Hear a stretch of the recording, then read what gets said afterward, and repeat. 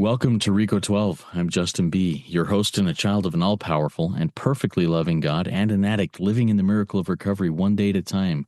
Welcome to the continuation of the Saturday Rico 12 meetings. We're about a month in to this new Saturday schedule, maybe a month and a week, and it's been exciting. We've had a few new faces join us live, people that weren't able to do it on Fridays previously like we've done it the last 6 years, but we're excited to get going. Keep spreading the news about this new time slot for Rico 12's live meeting.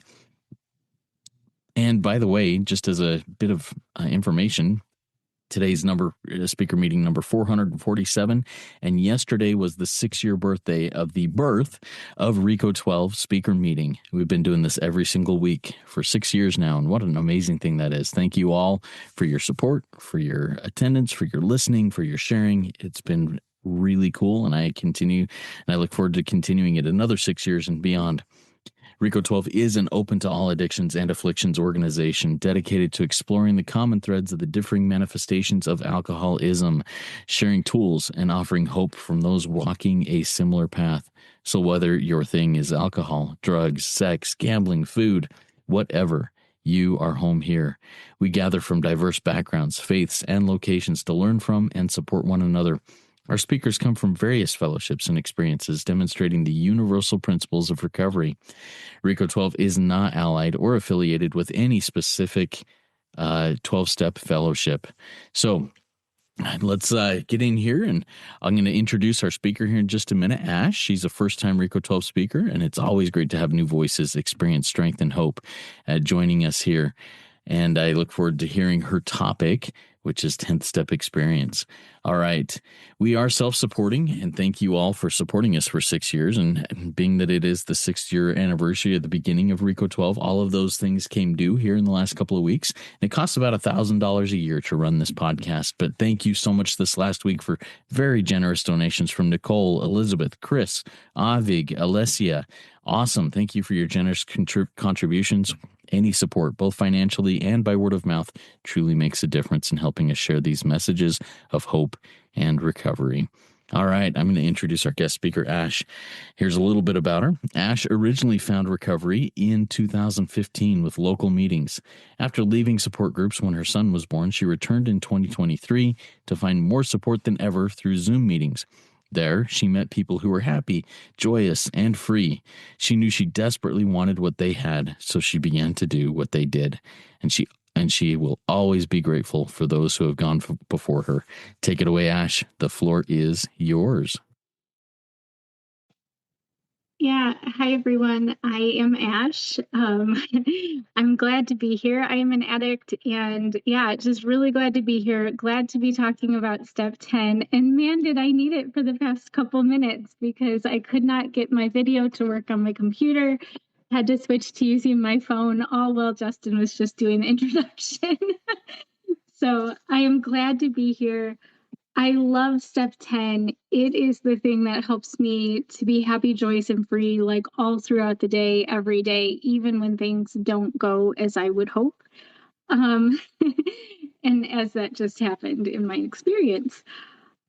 So to talk about step 10, I first need to share a little bit about steps 3, 4, 5, 6, 7, 8, and 9, just very, very briefly, because I see step 10 as making steps 4 through 9 a way of life, which we can't really do without step 3. Step 3 is kind of like a foundational step for all of that. And so I'm just going to share a little bit of my own experience on those steps, and then I'll talk mostly about step 10. So with step 3, making that decision to turn our will and our lives over to the care of God. The big book gives very clear instructions on how that is done. So the first thing that it tells me to do, and there is information leading up to this, but the first thing it tells me that I need to do as part of step 3 is to quit playing God. And it says that I have to quit playing God because it doesn't work. And before it says that, it kind of explains what it looks like to be playing God. It describes an actor who's trying to run the whole show, basically having an idea of how things should be going in order for me to be okay. So an example of that is showing up, turning on my computer to join this meeting, which I use my computer for meetings all the time. thinking that the audio and video should be working because they were working yesterday. And then I turn it on and they're not working. So I have the option to get really disturbed because things are not working the way that I would have them go. Or I can just say, okay, God, I quit playing God. I don't know if they should be working or not. What would you have me do right now? And so right now it was like, okay, all I can do is connect on my phone. And so with that mentality, that was like already a preview into step 10 for me because I took step 3 quite a while ago. But it also is kind of step 3. When I quit playing God, when I let go of the idea that I know how everything should be going, then I begin to experience more peace. And then step 4 helps me to identify all the manifestations of self that block me from experiencing God's power. And I do believe personally that God is always there. He is always everywhere. He or she, whoever your God is always everywhere within me. I'm never really completely cut off from God. I just get blocked from my experience of God. And what blocks me from the experience of God is selfishness, self-centeredness. That seems to be the root of my problems and troubles, the big book tells me. And that's the same for all people, from my understanding. All people get blocked from the experience of God when we're living from a place of selfishness or playing God. So step 4 helps me to identify all of the ways that this selfishness has been showing up in my life, or at least the most common ways that the selfishness has shown up in my life. And it goes through resentments, it goes through fears, and it goes through selfish sex conduct. And with that, I'm able to put all that on paper in step 4, share it with someone else and with God. And then, that's in step 5. And then in step 6 and 7, I'm willing to hand over all those character defects and everything that has shown up. I'm willing to give that over to God. In steps 6 and 7. And then I go out and make amends. I am willing to make amends, and I go out and make amends as part of 8 and 9. And so when we get to step 10, it's basically continuing that. We don't really learn anything new in step 10, but it does simplify that process. It doesn't mean that I have to continually write out step 4 over and over and over again. It doesn't mean that I have to keep doing 5th steps over and over again. It just helps me to make that a way of life. And in the big book on page 84, it begins by saying, this thought brings us to step 10, which suggests we continue to take personal inventory and continue to set right any new mistakes as we go along.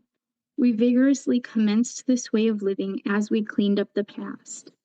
So as I'm working on my 9th step amends, when I went through the steps, as I was working on those 9th step amends, I could begin working step 10 right away. And it's just continuing to make those steps a way of life. But it doesn't necessarily mean it's just as much work as those steps were. Like in those steps, in the resentments inventory, for example, we learned how to deal with our resentments. We learned how to realize that the people who wronged us were perhaps spiritually sick. We learned some prayers that are on the top of page 67 about asking God how we can be helping us to be tolerant and loving and kind. And for some reason, the words are not coming to me right now, but that's okay. Like, this is a spiritually sick person just like me. So God, like, how can I be helpful to them? Your will, not mine, be done.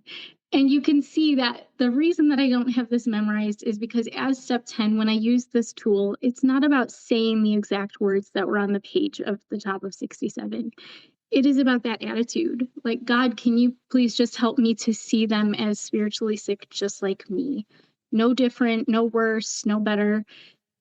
Their behavior is not personal. It's not about me. They're just hurting. They're making decisions based in fear, just like I used to do, and like I sometimes do when I still screw up.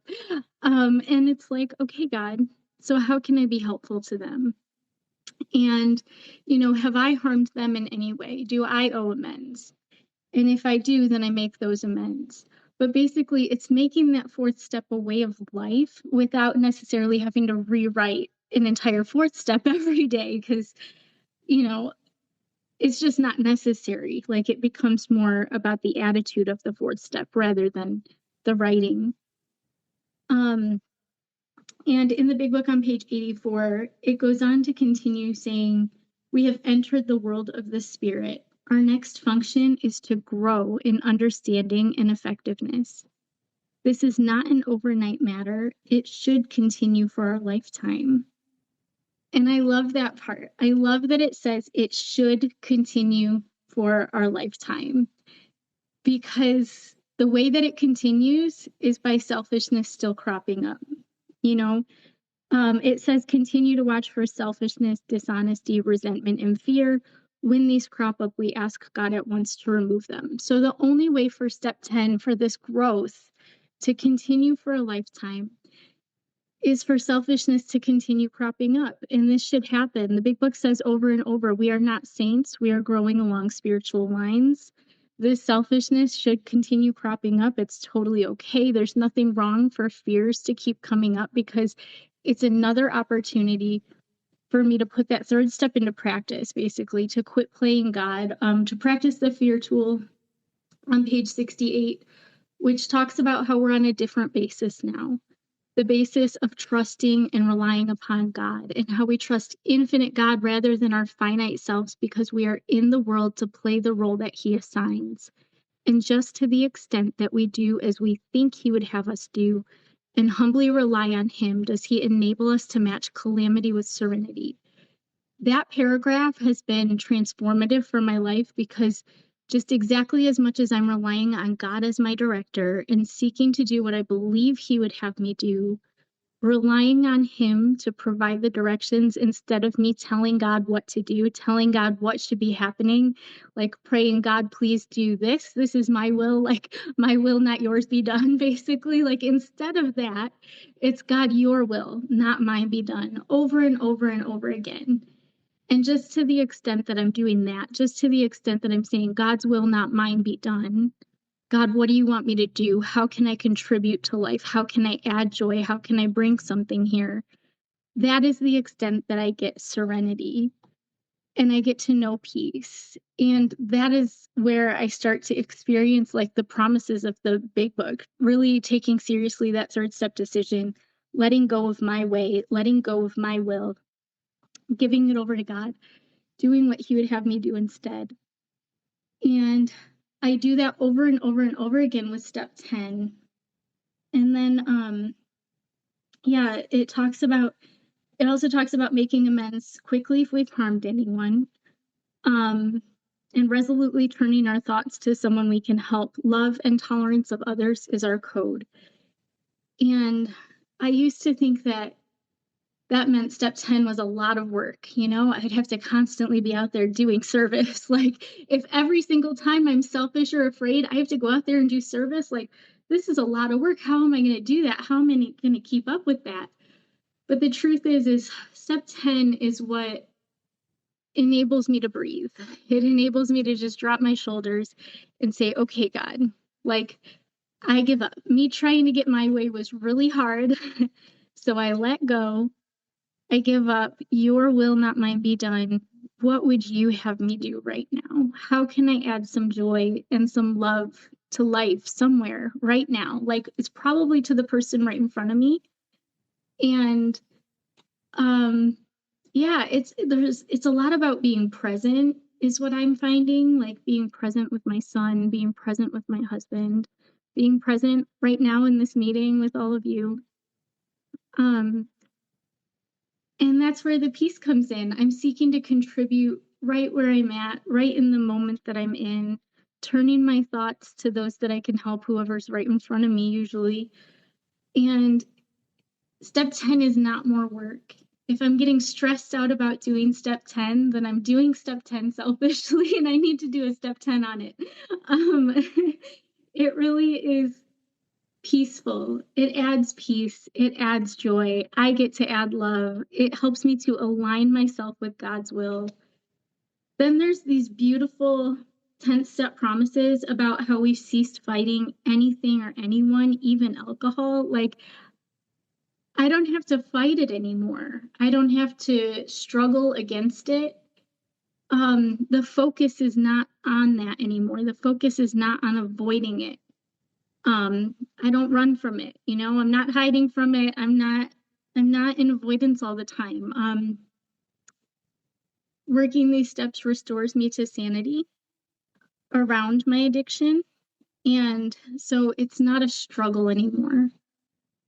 And it does mention that it's easy to let up on the spiritual program of action and rest on our laurels. So rest on like yesterday's action, yesterday's work, to just rest on that and think, oh, I did a really good program yesterday. I probably don't need to do anything today. It says we are headed for trouble if we do, for alcohol is a subtle foe. We are not cured of alcoholism. What we really have is a daily reprieve contingent on the maintenance of our spiritual condition. Every day is a day when we must carry the vision of God's will into all of our activities. How can I best serve thee? Thy will, not mine, be done. These are thoughts which must go with us constantly. And so when I go through my day with this as my guide, God, your will, not mine, be done, over and over and over again, it brings me more peace. And when those disturbances come up, I have the solution right here on how to deal with them. And I think the last thing I want to address, and I'm sorry I forgot how much time I have, but the last thing that I want to address is sometimes sponsees come to me and like say, well, what about like real sadness, real suffering, real grieving, things like that. And I just want to say I've had some experience with grieving in the past year, a few different times, a few different ways. And I think the 10th step still applies, but not maybe in the way that you'd think at first. It doesn't mean that I don't have to feel my feelings. It doesn't mean that I have to pretend like things are not happening and pretend like I'm okay and just get out there and do service and numb out to my own pain and feelings. I don't think it means that at all. I think it means allowing myself to feel the sadness, allowing myself to grieve, knowing that I'm still safely protected by God. I'm still in God's care. I'm still saying God's will, not mine, be done. And I'm grieving, and I'm feeling sad. Usually with grieving, though, there's also fear or resentment tied in with that. And those are the things that sting. They hurt. They make you feel miserable, and they make me kind of behave more miserably. Like I'm angry. I want to protect myself. That's anger, resentment, fear. Those things I work the steps on. Those things I work my 4-step tools on, because it's not my job to protect me anymore. It's not my job to put up all these walls and try to save myself from the world. That's not my job anymore. That's God's job. And I have turned my will and my life over to the care of a very loving higher power. And I believe that my higher power will protect me. And I don't know what that looks like. It might look like my higher power directing me towards a boundary, directing me towards a loving boundary, but it's not going to be based in fear. It's not going to be based in self. It's going to be because God's showing me that that's what's most loving to me and the other person, and everything's okay. So I can grieve, I can feel sadness, and I also know that I'm resting in God and everything is okay. So I'm going to end on that note, and thank you so much for letting me share. Awesome. Thank you so much, Ash. Really appreciate that share. I love step 10. It's one of my favorites, and it's a life force for me. A reminder to our live audience, if you have a question for Ash, please type it in the chat. If you want to remain anonymous, if you don't want me to read your first name, say anonymous, please, or send me a direct message through the chat, and we will get to your questions as we go along. Ash, I've written down a few questions, and we'll get to other questions as we move through this. But first question I want to ask is based on that page 68 reading. The final line on that paragraph is he enables us something like he enables us to meet calamity with serenity. Are you willing to share a couple of instances in your life where that has where you've experienced that serenity even in calamity?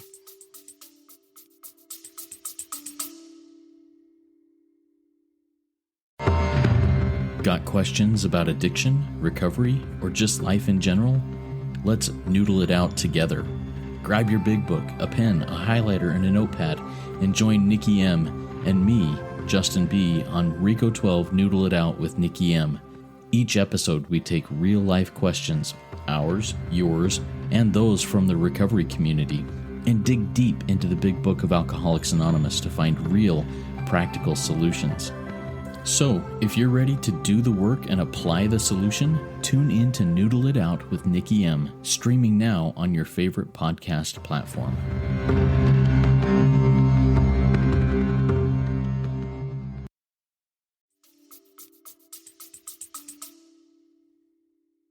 Yeah, absolutely. Thank you for that question. I tend to use the same examples a lot, and so I'm trying to think if I should use something different, but I don't know. It's just, I'm going to give two, and it's just because these have been the most powerful for me. So I'm sorry if you've heard me speak anywhere else, anyone, but it's probably going to be the same too. The first one was I was going to a retreat, and I was very, very worried about how everyone would receive me there. I had reasons to believe that I might not feel welcome, that people might not want me there. And so I was really worried about that. And that's when I was introduced to this page, actually, in 2024. It was my first big breakthrough with the big book. And it was pointed out to me that the reason that I was afraid was because basically I was thinking about myself and thinking about what I needed and how those people were going to treat me. And it was just this selfishness, self-centeredness, me trying to run the show, me thinking I knew how things needed to go for me to be okay. And it was pointed out that, like, just to the extent that I let go of my way, the way that I want things to go, and focus on the role that God has for me there and how I can contribute at that retreat, God would give me serenity. And that was true. I started focusing on how I could contribute, what I could bring to that retreat, and how I could be helpful. And with that as my focus, I had a really great time, and I had to repeat the fear tool several times on the trip. It wasn't like a one and done and then I'm never afraid again. The fear kept coming back up and I kept using the tool. So that was like my first big experience with it. I'll also mention that I have used this in like medical emergencies with my son, and it really, really works. Like, there's still the adrenaline, there's still some anxiety feelings in the body, but it helped to bring clarity to, like, what is my role in the moment? I don't have to think about what's going to happen next and what's going to happen next and is my son going to be okay and like all this other stuff. Like, he's having trouble breathing right now. What is my role right now? God, show me how to be helpful right now. And like staying present, staying in the moment.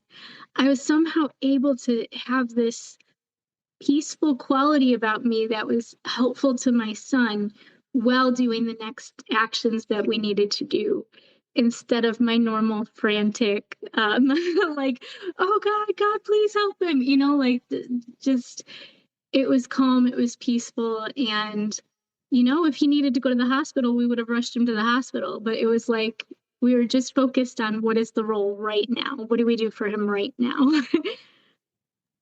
Awesome. Thank you for sharing those. And I love the you said, sometimes often for me almost every time. It's not a one and done thing. It's something that I get to repeat and can continue doing throughout the day, throughout the hour, whatever that looks like.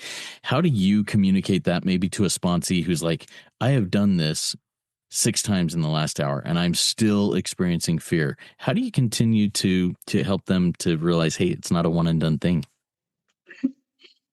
That's a great question. And I think I'm a really annoying sponsor because my sponsees are used to me saying things like, oh, good, you've got another opportunity to practice, like another opportunity to grow in reliance on God and grow in understanding and effectiveness. Like it's no problem for the fear to keep coming up because it gives us another opportunity to rely on God. And basically, things are only a problem if I think they're a problem. You know, if I think it's bad that I'm in fear over and over again, then I'm just going deeper into shame and self and beating myself up. But really, if I'm not playing God, I don't know how many times a day I should be experiencing fear. I don't know how many times I should need to apply the principles. Like, I don't know. I'm not God. Maybe I need to practice the fear tool 75 times today. I'm not sure. And it's okay. It's okay. I love that. Yeah. When I talk to a newcomer, especially, and I kind of, let me share a little bit about how I sponsor, I guess, with the 10th step and then get your feedback on it and something about that. So I get my sponsees into the 10th step immediately. It says, as we go along, and I interpret that even deeper than step 9. I say, hey, when we get to step 9, I don't want you to have any new today things. I want you to be making amends and working this as you go along. But one of the ways that I do that is I say, hey, this is a way of life. And if you have to do this 100 times today and 100 times every day for the next 3 weeks, and then it drops down to 60 times a day and it drops down to 40 times a day because all of a sudden you are connected with that higher power and connected with watching and turning, things make a big difference. What are your thoughts as I share how I currently do that with my sponsees? Yeah, thanks for sharing that, Justin. I think what I'd like to share is the similarities in what we do, because even though I don't introduce step 10 right up front, usually I get my sponsees hopefully to the third step within our first call. It doesn't always work out because I'm like, you know, God's will not mine be done, and I'm trying to pay attention to where they're at with things. And like if they're not good on step 2, we might read through we agnostics or something. So it might take longer, but most of my sponsees get to step 3 on the first call. And then I just start by reminding them of step 3 when they're struggling, like reminding them that, hey, you've turned your will and your life over to God's care. Like that's not for you to worry about now. You don't know how that situation should be going. Like, what would God have you do in response to it? And it's so similar because that's so similar to step 10, right? Like, we let go of our selfishness and our way and seek to do God's way and seek to contribute. So it's very similar, except that at step 10, we also have those tools that came in the 4th step. So if someone's in step 10 and they're really stuck in a resentment, we can look back at that resentment tool or the fear tool. And then, I don't know, that's the main difference that I see. Otherwise, step 3 and step 10 are just really similar. Yeah, that's really cool. Thank you for sharing that. And getting through the first 3 steps in your first call that's awesome. I love how you're sharing that you do that typically, not every time, but typically. Talk to me about the emotions that happen in a first call when you're working with a sponsee and getting through all those in, however long that first call is. Yeah, I mean, the first call often is emotional because we're going over step 1 where, I'm talking to them about basically their rock bottom, the efforts that they've made to stop. Like, has any of that worked? What has happened? How has that made your life unmanageable? Like, how is this affecting you and the people around you? And like, yeah, really those efforts that you've made to control, stop, moderate, and there's a lot of hopelessness there, right? So step 1 is really about that hopelessness, that we have this mental obsession or mental inconsistencies, as I like to call it. and the physical allergy or physical response, where like when we start taking in what we're addicted to, we can't control how much we take in, how far we're going to go. Like we don't know what's going to happen next. And then the mental inconsistencies that even though I know I can't handle it, I'm going to pick up anyways. Um, it's a really hopeless problem. And then the way that that impacts our lives, like, so we're going through all of that in step one, and that's really emotional. But then with the hope that comes with like steps two and step three, like choosing to believe that a power greater than ourselves can restore us to sanity. Like, are we seeing people in the rooms, people around us who have been restored to sanity? And do we believe that there is a power greater than ourselves that's doing that and could do that for us too? Um, it's like moving from complete hopelessness to hope and turning our lives over to this power that's greater than ourselves. It's amazing. It's a roller coaster of a call, but it's wonderful. Thank you for sharing, walking through that.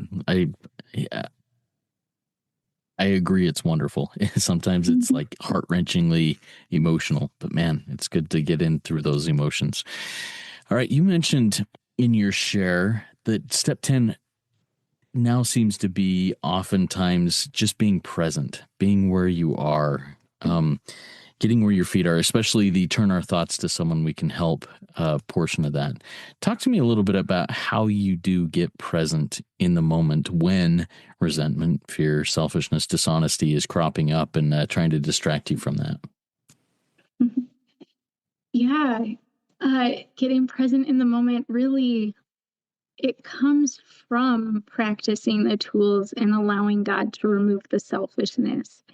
And one other example of this that's it was something that happened with my husband.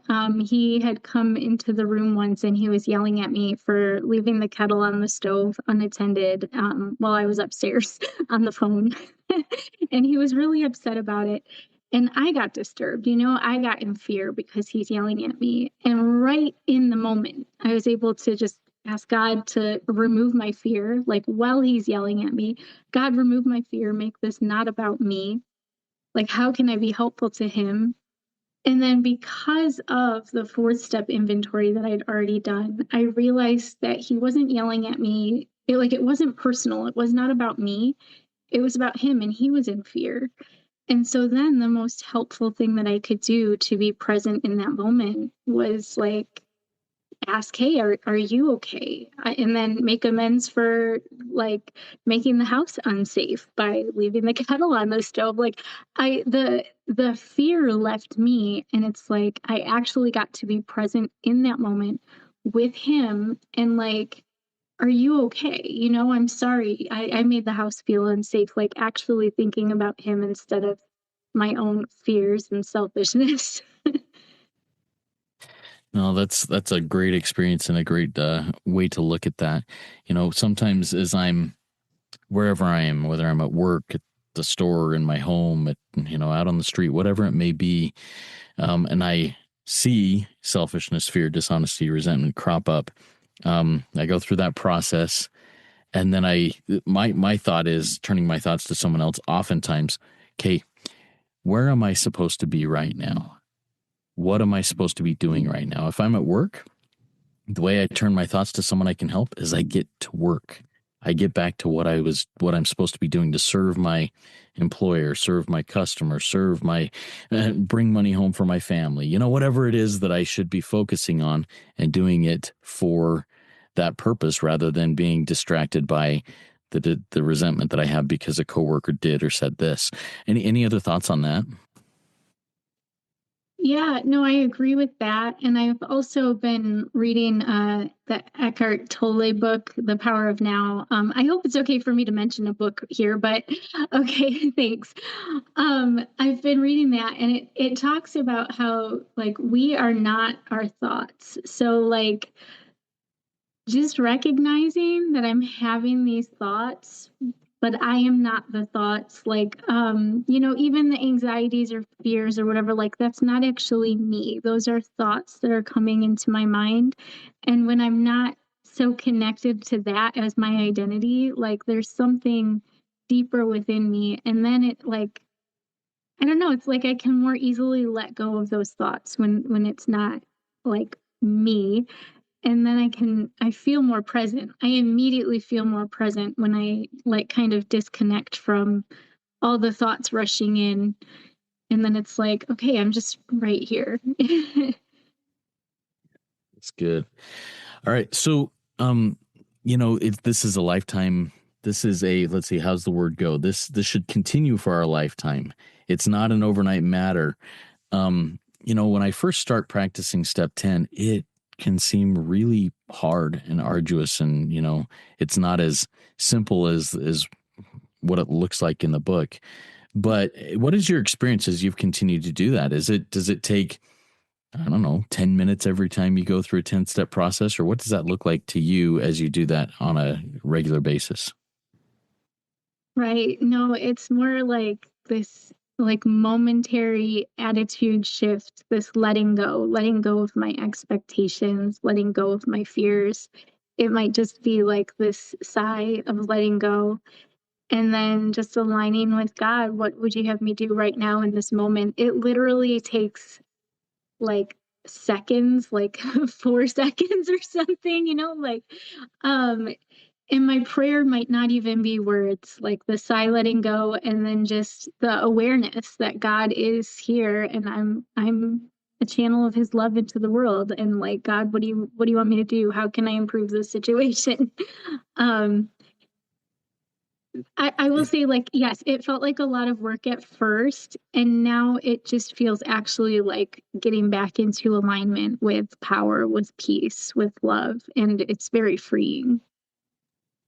Yeah. So Ash, it sounds like this portion of it might be a little bit less formal, this portion of the 10th step. We discuss them with someone immediately and make amends quickly if we've harmed anybody. How does that look for you?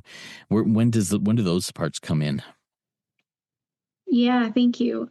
So first I'm gonna, and this is all one sentence, we discuss them with someone immediately and make amends quickly if we've harmed anyone. Kind of like some people look at it as if we've harmed anyone, then we need to call and discuss it with someone and then make amends. I don't really know.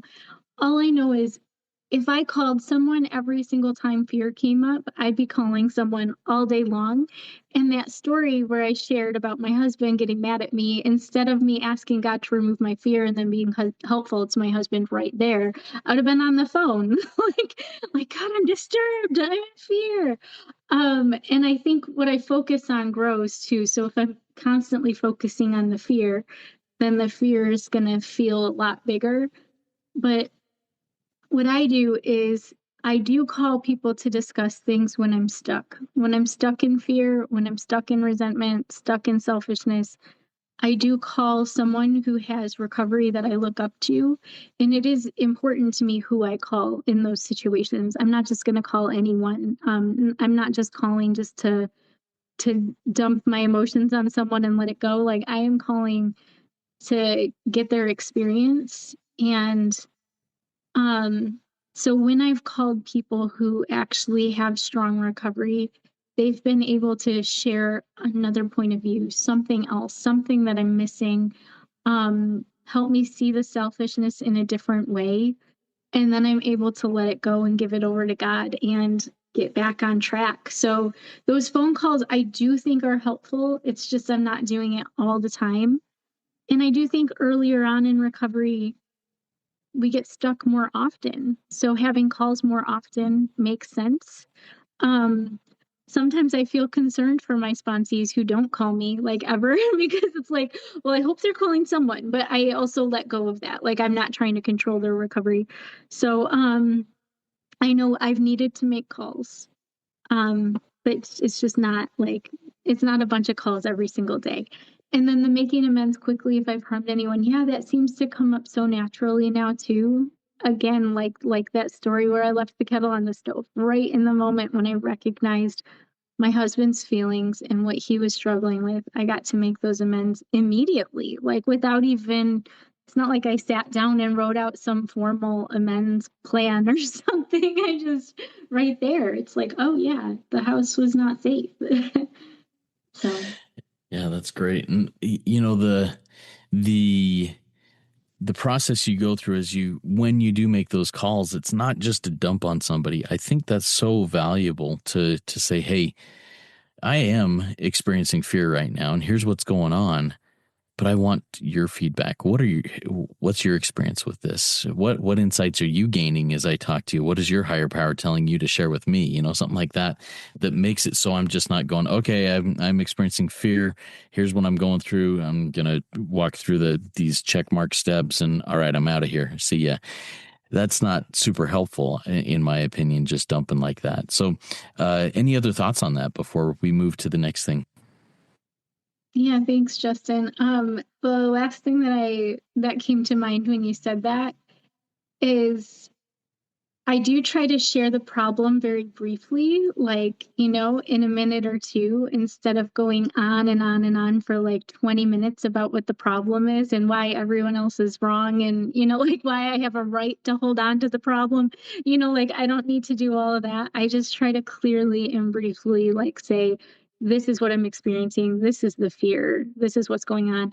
And then if the person I'm calling has questions about it and wants me to share more, then I can do that. But um, again, just it goes back to the what we focus on really grows. So if I can say the problem in a minute or two, and then we talk for 5 or 10 minutes on the solution, that's awesome. If I'm going to talk for 20 minutes on the problem and then they've only got 1 minute left to talk on the solution, that's probably not very helpful. Yeah, very good. All right. So, Ash, any other thoughts on step 10 that have come to mind as we've had this discussion?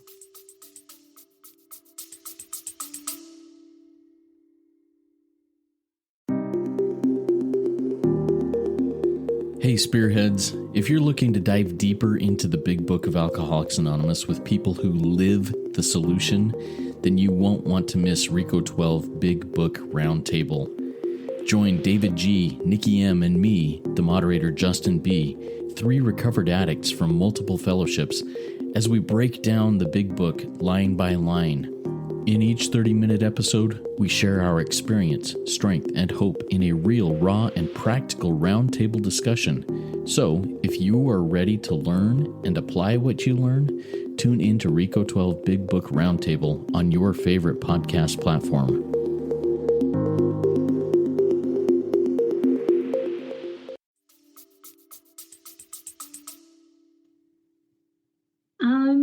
Thanks for asking. I guess the only other thought that just came up is, yeah, if it feels like I'm doing it wrong, if it feels like it's adding stress to my life, then I'm probably doing it wrong. Like step 10 relieves the stress. It takes away the pressure. It's not a homework assignment to check off so that I stay sober. This helps me stay in connection with my higher power. It helps me stay in connection with this new way of life. And so it adds peace, it adds joy, it adds freedom. It doesn't take away like my freedom and my time, my liberty. Like I don't have to look at it as a chore. Yeah, so just define that just a little bit. The difference between the check mark that seems like a chore or maybe causing stress versus the freedom. How is that different? Are the steps taken different, or what does that look like in your experience? Just when I did it as a checklist, it was more like, okay, I'm working step 10 right now. I'm going to sit down. I'm watching all day for these character defects to come up. Oh, there's one. And then like I see the character defect and then I have to say the prayer. Like, let me do my, I might even do the written down or the rapid step 10 online, which I used to actually promote that and use it. I don't anymore. I have no problem with anyone who does use it. But like I was doing it as an assignment. Like if I do this, then I'll stay sober. I'm going to say all the right words of the prayers. I'm going to turn my thoughts to someone I can help. Who can I help? Where's the sponsee? Like just staying busy, like very frantic.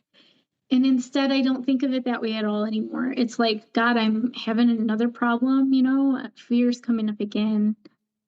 I'm playing the director again. That's been hard. Like, I can't handle it. I can't play the director. It's too much. I'm letting go. I'm giving it to you, giving you my fear.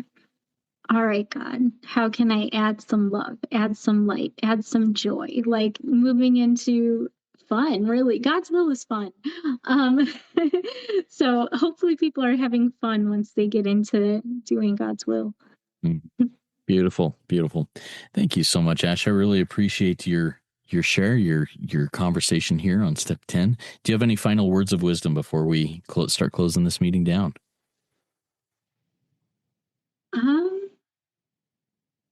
I don't think so. I don't know. I guess just 10 and 11. I didn't talk about 11 at all, but I also see 10 and 11 as being very related because in step 10, first, we're asking God to remove the selfishness so that we can get into doing his will and, and turning our thoughts to someone we can help.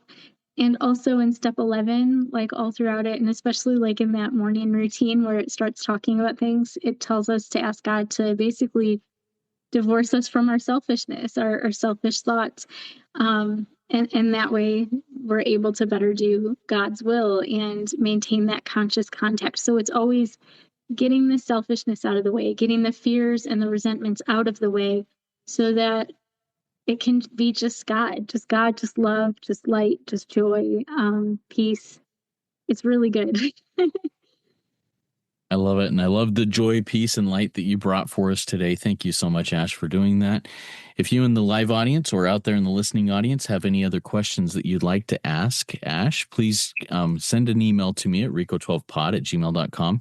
If someone reaches out to me, Ash, and asks to get connected with you, are you okay if I do that through the back channels with an email or something like that? Yeah, I think so. All right. Very good. So if you want to get in contact with Ash or with me, send an email to rico12pod@gmail.com. We'll make that happen. If you haven't yet already done this, please consider rating and reviewing Rico12 in the podcast platform of your choice. It does help us get the word out there and share this recovery with others. Share the light that people like Ash share in their shares. Come back next Saturday, 10:30 a.m. Pacific, 1:30 p.m. Eastern, 6:30 p.m. UK time as we continue this Saturday Rico 12. I'm excited to hear from our speaker next week, and I am continuing to search for new speakers as we go along here for July, August into September throughout the summer months. So summer months in the Northern Hemisphere, you Southern Hemispheres have to go through winter over the next few months. I'm sorry, but grateful to have you here. But if you are wanting to share on a topic of your choosing, please reach out to me. Once again, same email address. As we launch out of here, Ash, do you have a favorite recovery prayer that you'd like to launch us off with? Yeah, sure. I'll end us with the third step prayer. And thank you so much for having me here today. It's been such a pleasure. God, I offer myself to thee, to build with me and to do with me as thou wilt. Relieve me of the bondage of self, that I may better do thy will. Take away my difficulties, that victory over them may bear witness to those I would help of thy power, thy love, and thy way of life. May I do thy will always. Awesome. Thank you so much, Ash. Remember, everybody, there is one who has all power. That one is God. May you find God now. Keep coming back, and when you do, come all the way in, sit all the way down. Let's trudge this road of happy destiny together. Work it. You are worth it.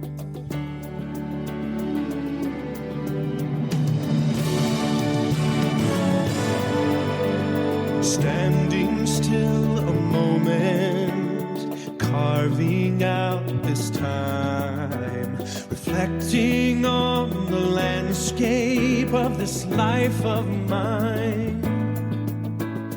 Peaks too high to conquer, streams too wide to cross, troughs too deep to walk through without incurring loss. Yet here I am, still standing tall, despite the rough terrain. One like me survive the storms and walk through wind and rain. Still standing, I will fight the good fight. Still searching,